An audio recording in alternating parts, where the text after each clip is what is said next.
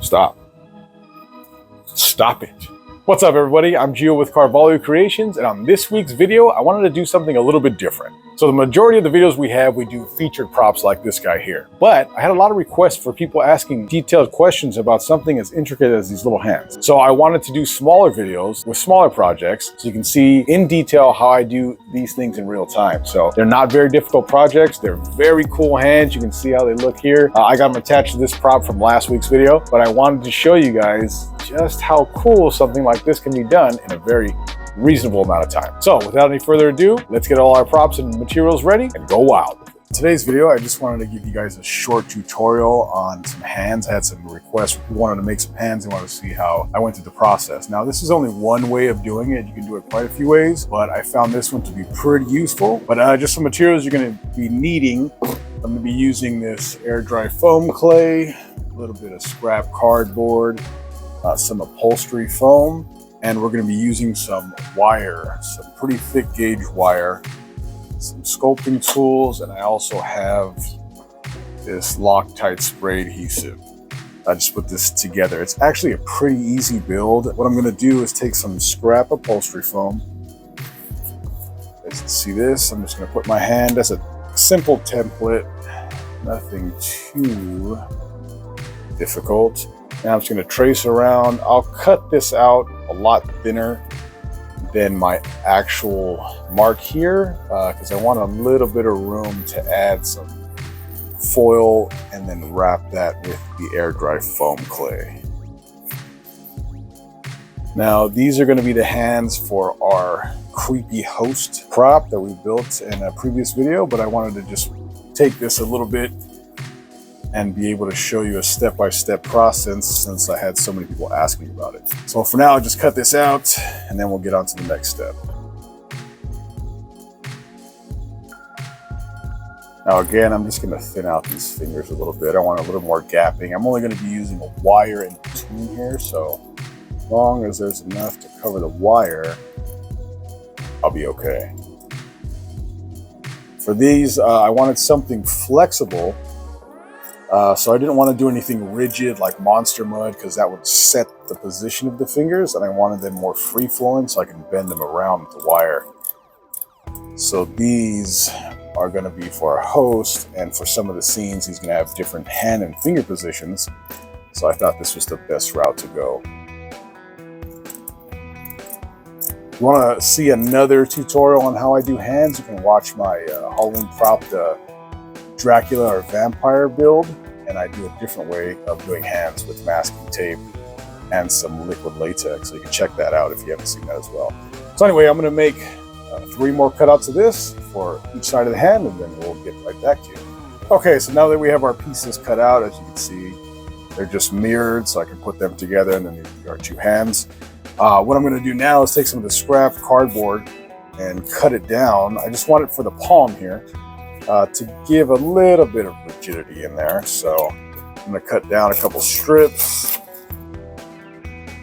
and then cut it a little bit shorter. Don't need that much. It's just to give the palm something to sit on so it's not completely flexible. And as a matter of fact, I'll probably do 2 for each side just so it's a little bit thicker in the palm.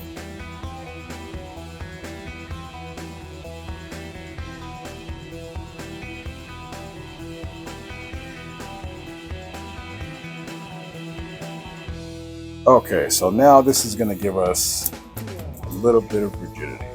Okay, so now that our cardboard is stuck here to our upholstery foam, I just cut out a bunch of these little pieces of wire. These will work as the bones for the fingers, and I'm going to go ahead and hot glue these into place for each finger.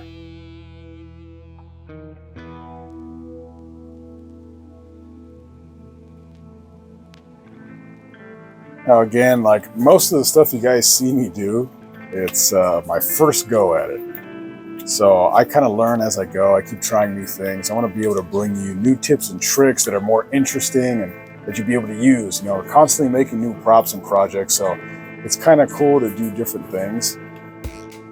Plus, it makes it a lot easier if you have bigger, heavier projects, and you're trying to figure out different ways to make things work. So you got to do like a trial and error process. This is all this really is, trial and error, trial and error.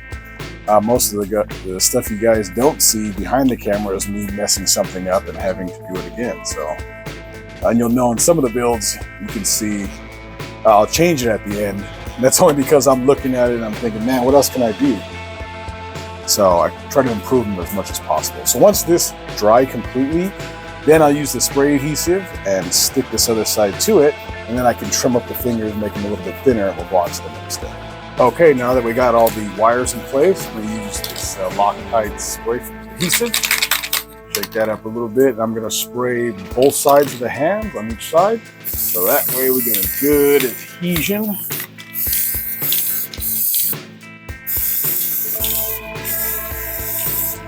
I wanna make sure you get a pretty good coating on here, and once it's nice and tacky, we'll line them up and stick them down. And this stuff is pretty sticky pretty quick, so. I said line up the fingers, squash it in, and this stuff sticks pretty quick. So there you go.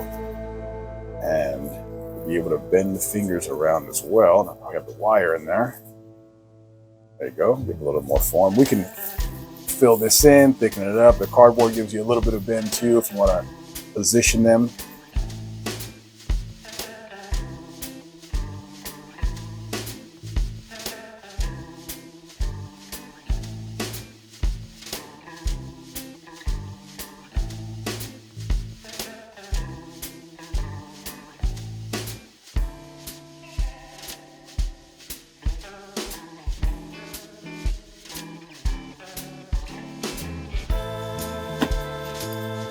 Right, so I'll do that to the rest of them, and then we'll get to the sculpting.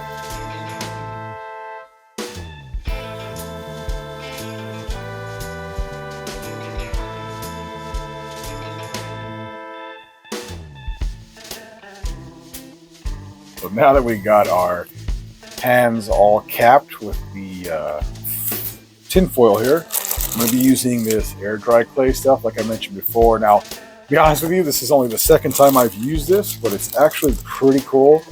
It's really super lightweight, so for my puppets and things that I want to move a little bit or mess around with, I'll go ahead and use this. So as you can see, it's very stretchy. It's like a foam, a weird kind of lightweight foam. But anyway, what I'm going to do is take a little bit and I'm just going to kind of coat over the fingers. So I'm going to create a skin and then determine how much more I'm going to need. And then I'll sculpt as I go. I do keep a little cup of water here just in case the stuff starts getting really sticky. I just dip my fingers in there, and you'll see me do that in a lot of my videos. But this stuff sticks really well to that foil, and it's going to be really lightweight. It's going to dry nice and hard, which is cool. And it's pretty easy to work with, as a matter of fact. So keep adding a little bit more, just thin in a couple spots. This is definitely a different type of video. We're going to be doing our normal featured projects where we do little movies that go along with it. But for some of these small details, I kind of wanted to talk to you guys directly so you get an idea of what goes through my mind when I make props like this. And this one is definitely one I wanted to show you because I had so many people request it. But as you can see right here, I'm just kind of smoothing out the fingers and thumb here. And then what I can do is go back in with these little tools I have. Just dip them in the water a little bit so they don't stick, and then I could start to carve out our shape, maybe like a fingernail here.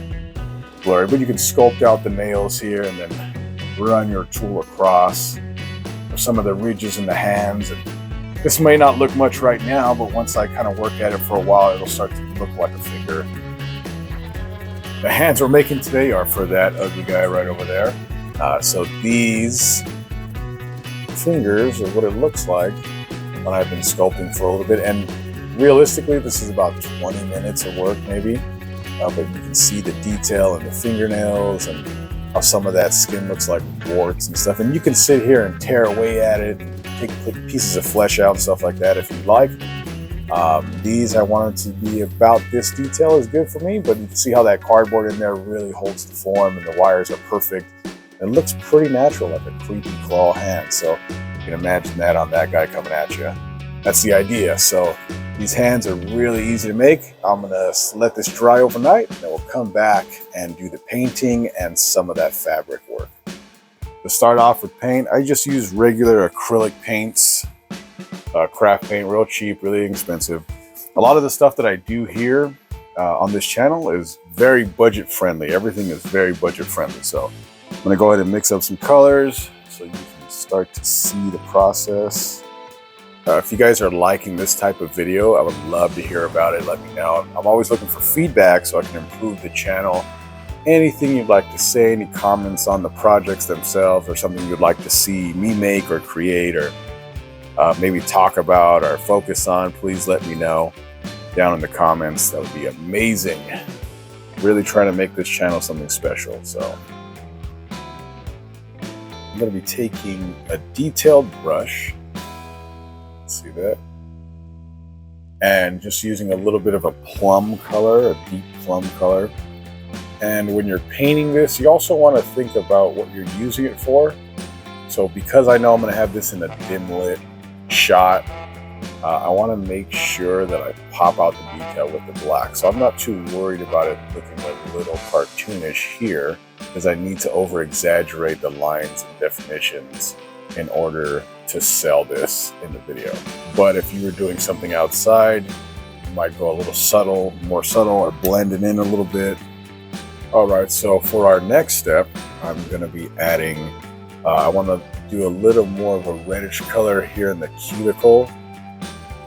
I want it to look a little like infected and gross kind of feeling.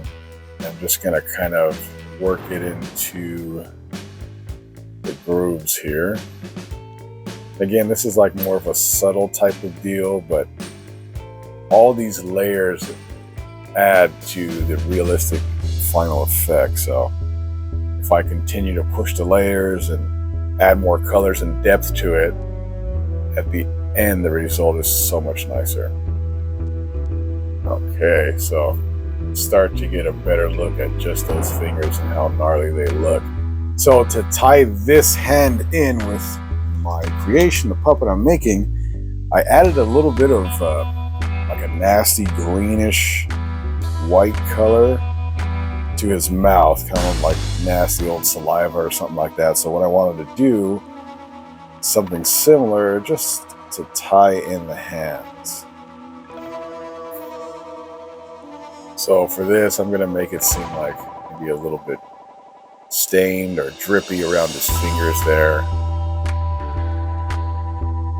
And then maybe I can do a splattered effect.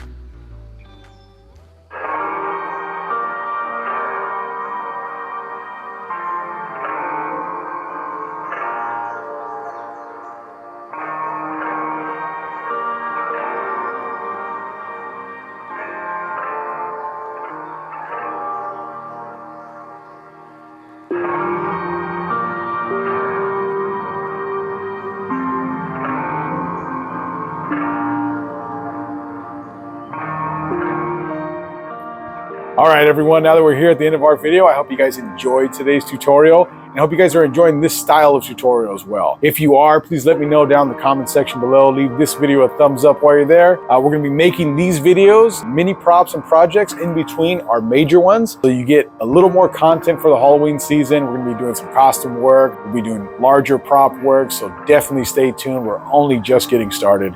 But until next time, keep building things, stay creative, and don't forget to go wild. I'm Gio from Carvalho Creations, and I'll see you next time.